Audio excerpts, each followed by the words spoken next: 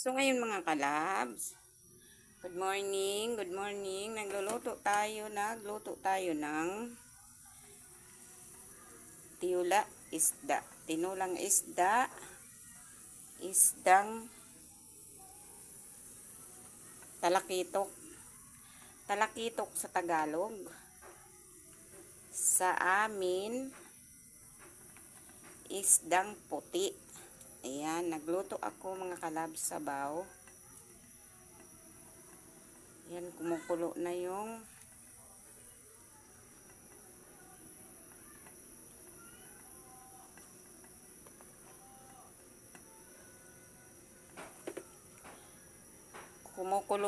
isda. Ayan, takpan muna natin. Ito pang tira, paprito ko. Sarap ito mga kalabs. Ayan. Tapos nagluto na ako ng kanin.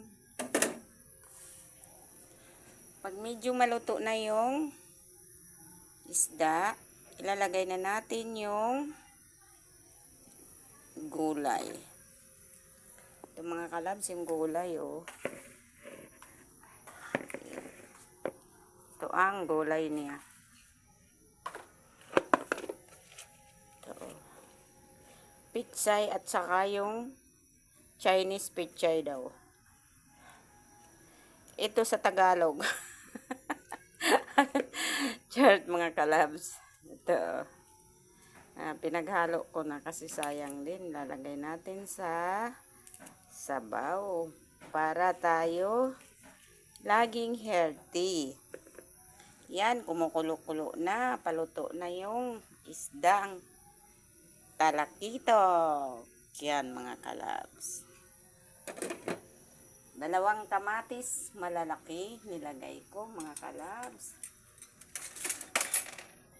Para naman siyang malasa. Kasi pag nagsabaw ako mga kalabs, kailangan talaga kamatis, 3, 4. Ito malalaki to, 2 lang nilagay ko. Luya, lagyan ko pa yan ng tanglad mga kalabs, Yan, tanglad. Kasi may tanim ako matanglad mga kalabs doon sa taas ko. Medyo kulang asin. Lalagyan na natin ng patis para may lasa. Pangpalasa natin ang patis. Hindi ito nawawala sa akin ang patis mga kalabs. Ayan. Hindi lang. Mga 2 kutsara siguro yun yung patis nilagay ko.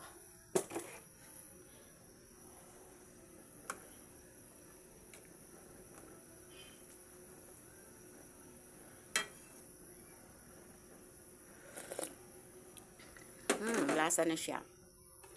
Tapos, ilalagay na natin yung gulay. Ayan. Ayan na siya mga kalabs. Sarap itong sabaw natin mamaya mga kalabs. Makahigop tayo ng sabaw.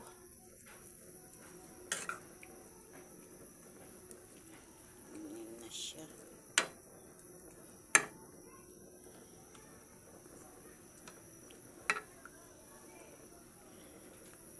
Higop tayo ng sabaw. Hindi pa nga nakakain ni Bonso Maya, sabaw na lang siya.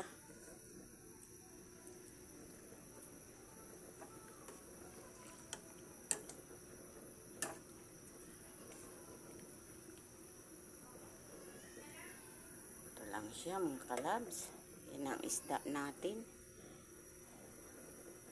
Pag sa amin ito mga kalab, sa salita namin yung isdang ganito, isdang puti. Pag malaki na siya, sabi ng tatay ko, mangsa daw. Mangsa, pag malaki na siya. So mga kalabs, tatakpan na natin. Saing ako ng red rice.